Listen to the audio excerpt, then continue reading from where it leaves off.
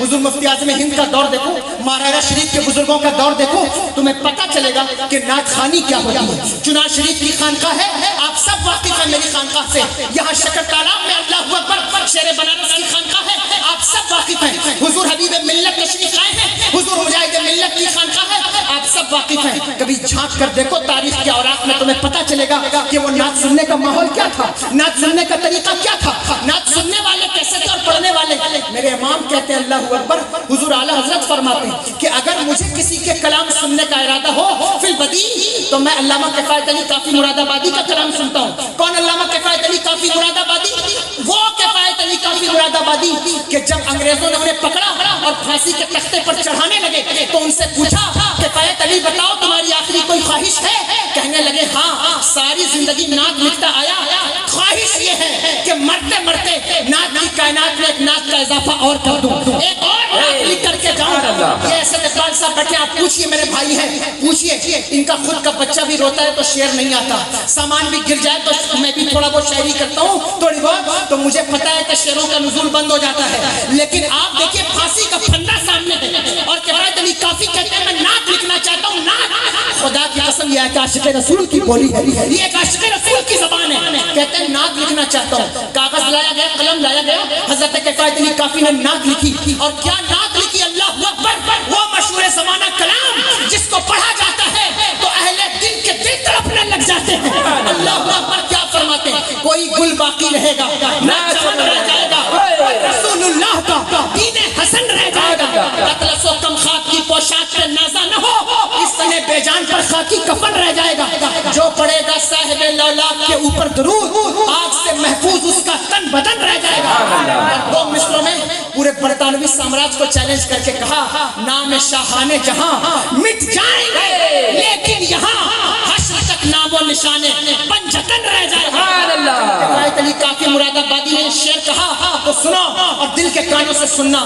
جب انہوں نے یہ شعر کہا تو اللہ اکبر، انگریزوں نے کہا انہیں سزا ایسے نہیں دی جائے گی بلکہ ان کی سزا بڑھا دی جائے۔ کیا کیا جائے؟ وہ جو لوہے کی استری ہوتی تھی اس میں کوئلہ بھرا گیا اور کوئلہ بھر کر کفایت علی کافی مراد آبادی کی رانوں پر چلایا گیا۔ وہ گرم گرم استری جب ان کی رانوں پر چلی، اللہ اکبر، حالت بیداری میں میرے آقا کا دیدار نصیب ہوا، حالت بیداری میں حضور کا دیدار نصیب ہوا۔ حضرت کفایت علی کافی کہتے ہیں یا رسول اللہ، یا رسول اللہ، بہت دیر کر دی آپ نے، نہیں میں نے بہت دیر کر دی۔ اگر مجھے پتا ہوتا کہ گرم استری چلوانے سے آپ کا دیدار ہوگا تو کافی کب کی یہ استری چلوا چکا ہوتا۔ یہ عاشق رسول کی بات کر رہا ہوں، یہ اللہ سے ڈرنے والے کی بات کر رہا ہوں، اللہ کا خوف رکھنے والے کی بات۔ تم کہو گے اچھا آپ نے تو بہت بڑی شخصیت کی بات کر دی، ایک اور بات کر دیتا ہوں شاعری کے حوالے سے۔ بہت بڑے شاعر ہیں ہندوستان کے، دنیا جانتی ہے جگر مراد آبادی کو، رئیس المتغزلین کہا جاتا ہے۔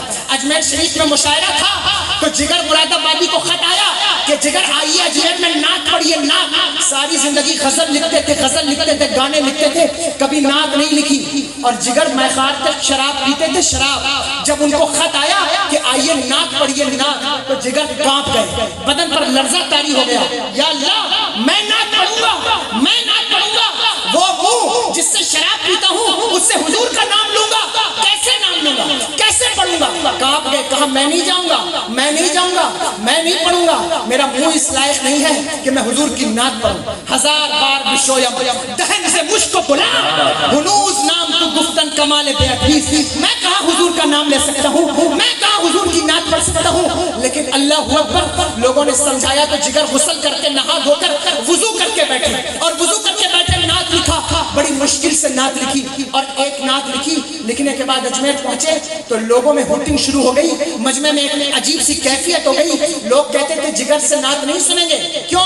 کیونکہ یہ تو شراب پیتا ہے، اس سے کیسے نعت؟ لوگوں کا معیار دیکھو ذرا، تم بھی تو توجہ کرو، تم بھی تو سوچو، جس کا جی چاہتا ہے اس کو بلا لیتے ہو، جس کا من چاہتا ہے اس کو بلا لیتے ہو، یہ بھی نہیں دیکھتے کہ کون صحابہ کا گستاخ ہے، کون اللہ اکبر حضور کے غلاموں پر بھونکنے والا ہے۔ ایسے ایسے لوگوں سے لوگ نعت سن رہے ہیں، خدا کی قسم جو ایمان والے نہیں ہیں، یعنی اگر ان پر بات کی جائے تو وقت لمبا لگے گا، لیکن ایسے ایسے لوگوں سے لوگ حضور کی نعت پڑھ رہے ہیں جو حضور کے غلاموں کے دشمن ہیں، ان کے دشمن ہیں، صحابہ پر بھونکنے والوں سے نعتیں سنی جا رہی ہیں۔ اللہ اکبر کبیرہ، بزرگان دین کی شخصیات جو ہے وہ اللہ اکبر کرٹیسائز کرنے والوں سے نعتیں باتیں سنی جا رہی ہیں، سوچو تو صحیح تمہارا معیار کیا سے کیا ہو گیا ہے۔ یہ بات یہ نہیں ہے میرے دادا جان حضور خلیق الملت علی رحمہ، آپ جانتے ہوں گے سبھی لوگ خانقاہ کے جلسے میں جب تک باحیات تھے حاضر رہتے تھے۔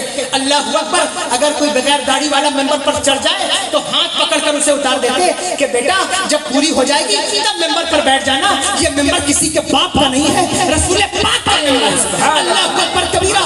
لیکن آپ دیکھیے تو صحیح آپ کا دور کیا سے کیا ہو گیا، خدا کا خوف نہیں ہے، اللہ کا خوف نہیں ہے، جگر کو منع کیا گیا آپ نعت نہیں پڑھ سکتے، لیکن جب نقیب نے اناؤنس کیا تو جگر کھڑے ہو گئے اور کھڑے ہو کر کے لوگوں سے کہا اگر تو آپ میرا مذاق اڑا رہے ہیں تو کوئی بات نہیں، لیکن جو میں لکھ کر لایا ہوں اگر آپ اس کا مذاق اڑا رہے ہیں تو آپ کو سوچنا چاہیے۔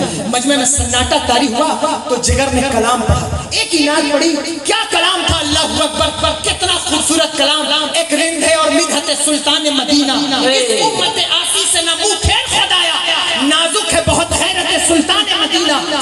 ایک نعت پڑھی، جب جگر کے سامنے شراب کی باٹل لائی گئی تو انہوں نے یہ کہہ کر شراب کی باٹل توڑ دی کہ جو زبان نعت پڑھتی ہے وہ شراب کیسے پی سکتی ہے، جو زبان حضور کا کلام پڑھتی ہے وہ نعت پڑھتی ہے وہ شراب کیسے پی سکتی ہے۔ لیکن تم مجھے بتاؤ جلسہ ہوگا تو تمہارا ایکسائٹمنٹ دیکھنے سے تعلق رکھتا ہے، تمہارا جوش اور جذبہ دیکھنے سے تعلق رکھتا ہے، لیکن کردار پر تمہارا کوئی کام نہیں ہے، کردار پر تمہارا کوئی فوکس نہیں ہے، کردار پر تمہارا کوئی کام نہیں ہے۔ میرے بھائیوں اپنے کردار پر سوارو، کردار کو اچھا کرو، بہتر کرو، جب تک کردار اچھا نہیں ہوگا کچھ ہونے والا نہیں ہے۔ لوگوں کا خوف تمہارے دلوں میں بیٹھتا جائے گا، جس دن اللہ سے ڈرنے لگو گے، جس دن خدا کا خوف پیدا ہو جائے گا، وہ دن تمہاری زندگی کا سب سے خوبصورت دن ہوگا، وہ دن تمہاری زندگی کا سب سے بہترین دن ہوگا۔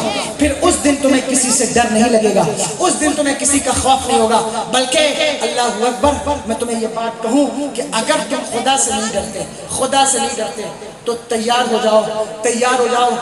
انت فیہم کی آیت میری نظر میں بھی ہے، لیکن اس کے باوجود کہتا ہوں تیار ہو جاؤ اس عذاب کے لیے جو اللہ سے نہ ڈرنے والوں کے اوپر آتا ہے، تیار ہو جاؤ اس عذاب کے لیے جو اللہ سے نہ ڈرنے والوں کے اوپر آتا ہے۔